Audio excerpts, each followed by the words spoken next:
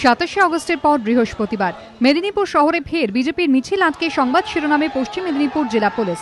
বর্ধমান বিস্ফোরণ কাণ্ডে এনআইএ তদন্তের দাবিতে বৃহস্পতিবার সকালে মিছিল বের করে পশ্চিম মেদিনীপুর জেলা বিজেপি। জেলা শাসকের দপ্তরের সামনে যেতেই দলের কর্মী সমর্থকদের আটকে দেয় পুলিশ।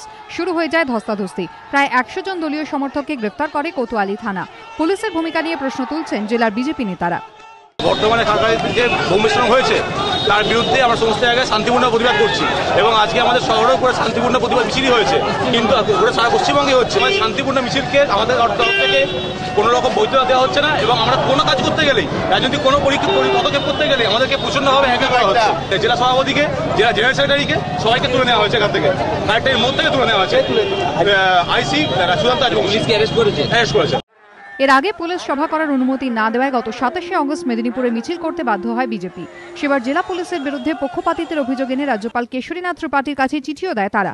এমনকি পশ্চিম মেদিনীপুরের পুলিশ সুপার ভারতী ঘোষের বিরুদ্ধে হাইকোর্টে মামলাও করে বিজেপি। এদিন আবার সেই ঘটনার পুনরাবৃত্তি। শাসক দলের হয়ে কাজ করতে গিয়ে পশ্চিম মেদিনীপুর জেলা পুলিশ বারবার বাধা দিচ্ছে বলে বিজেপির অভিযোগ।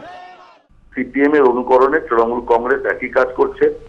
পশ্চিম মেদিনীপুরে এর আগেও আমার একটা মিটিং ছিল, সেই মিটিং পারমিশন দিয়েও পরে পারমিশন ওরা উইথড্র করেছিল এবং আবার সেই একই নক্কারজনক ঘটনা ওরা ঘটাচ্ছে। কিন্তু এটা আমি পরিষ্কার বলতে পারি যে মিছিল আজকে বা কোনোভাবে অরাজকতা তৈরি করে জনমানস থেকে ভারতীয় জনতা পার্টির উত্থানকে কেউ রুখতে পারবে না। বোম কাণ্ডে তৃণমূলের নাম যেভাবে জড়িয়ে এসছে সেটার থেকেই নিষ্কৃতি পাওয়ার জন্য তৃণমূল কংগ্রেস পুলিশকে দিয়ে এই জাতীয় কাজ করাচ্ছে।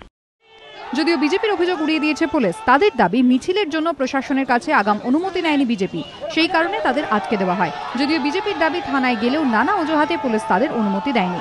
বিল্টু গোপের রিপোর্ট, এবিপি আনন্দ, পশ্চিম মেদিনীপুর।